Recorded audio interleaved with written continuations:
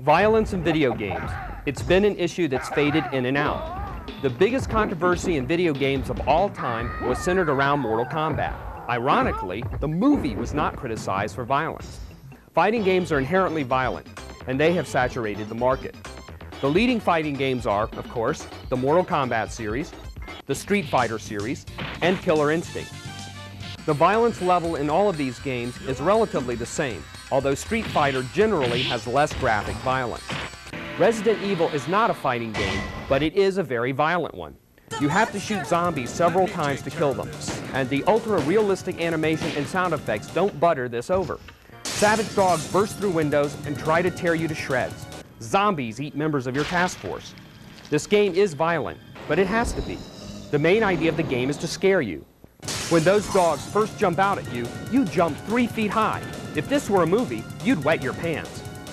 You're stranded in this spooky mansion, and you can't go outside because you'll get eaten alive by God knows what. Is the violence in these games wrong? It's really hard for us to say that it's wrong. As for street fighting games, though, we definitely think they lack substance. Adding cinema scenes after every battle would change that to some extent. Then the games wouldn't be 100% fighting. If you think our games are bad, then you wouldn't believe the violence in Japanese games. Some games are never released over here for that exact reason. Yet in Japan, violent crimes almost never happen. And if you don't believe us, do the research yourself. Violence in video games is not a problem for the majority of people, but that doesn't mean we should ignore the issue.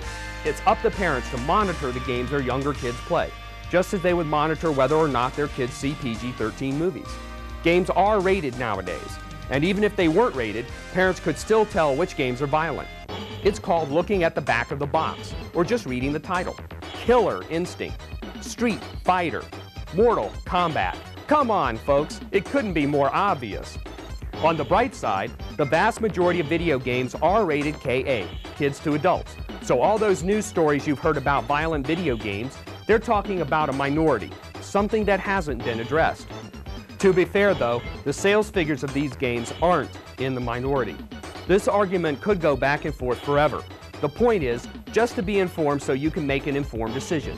And that's one of the principles on which Flights of Fantasy was founded.